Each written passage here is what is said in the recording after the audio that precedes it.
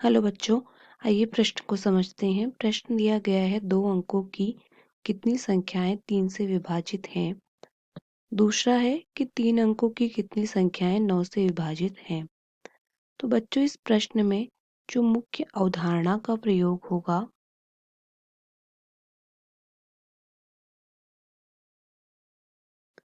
वो ये होगा कि जो an होता है वो बराबर होता है a1। a1 का मतलब है पहला पद धन n ऋण 1 गुणा d। d जो होता है वो दो क्रमागत पदों के बीच का अंतर, दो क्रमागत पदों के बीच का अंतर होता है d। पहला प्रश्न देखते हैं कि 2 अंकों की कितनी संख्याएं 3 से विभाजित होंगी। तो 2 अंकों की संख्याएं शुरू होती हैं 10 से। तो पहला अंक होता है 12, दूसरा होता है 15। इसी प्रकार 99 आखिरी अंक होता है जो 3 से विभाजित होता है और 2 अंकों की संख्या होती है। तो यहाँ पे हमें पदों की संख्या बतानी है। तो n जो है वो है पदों की संख्या। तो हमें n का मान निकालना है। an जो है वो है आखिरी पद, nवां पद। तो ये हो जाएगा 99 बराबर पहला पद है 12 धन n ऋण 1 गुणा d। d का मान यहाँ पे है, अगर 3 से विभाजित है तो इनके बीच का जो d का मान होगा वो होगा 3। दो क्रमागत पदों के बीच का अंतर होगा 3। तो ये गुणा 3।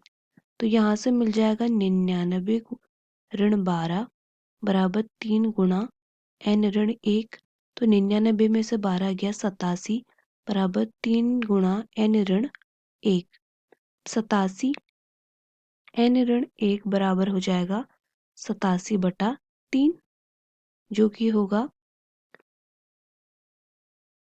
29 के बराबर। तो n बराबर हो जाएगा 29 धन 1 बराबर 30।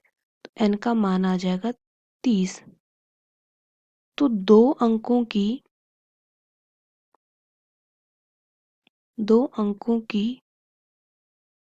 30 संख्याएं होंगी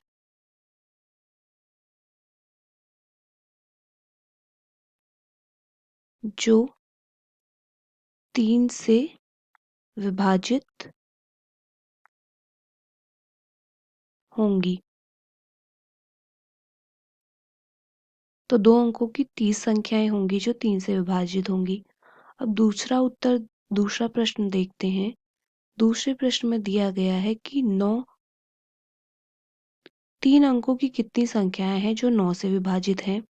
तो दूसरा प्रश्न है 3 अंकों की संख्याएं 9 से विभाजित। 3 अंकों की संख्याएं जो 9 से विभाजित होंगी। तो पहली संख्या होगी 108, दूसरी होगी 117। इसी प्रकार अंतिम होगी 999, जो कि 9 से विभाजित होगी और 3 अंकों की संख्या होगी। अब यहाँ पे भी वही सूत्र लगाएंगे। an बराबर a1 धन n ऋण 1 गुणा d। अब यहाँ पे d का मान हो जाएगा 9, क्योंकि दो संख्याएं जो 9 से विभाजित होंगी उनके बीच का अंतर 9 ही होगा। तो an 999 बराबर a1 108 धन n ऋण 1 गुणा 9। तो 999 ऋण 108 बराबर n ऋण 1 गुणा 9। तो अब हमें मिल जाएगा 891 बराबर n ऋण 1 गुणा 9। तो n ऋण 1 का मान आ जाएगा 891/9, जो कि बराबर होगा 99 के बराबर। तो इसका मतलब n का मान होगा 99 धन 1 बराबर 100। इसलिए 3 अंकों की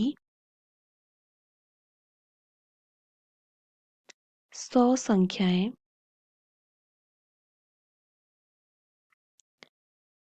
9 से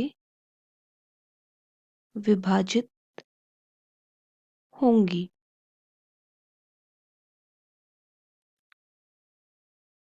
आशा करते हैं आपको प्रश्न समझ आया होगा। धन्यवाद।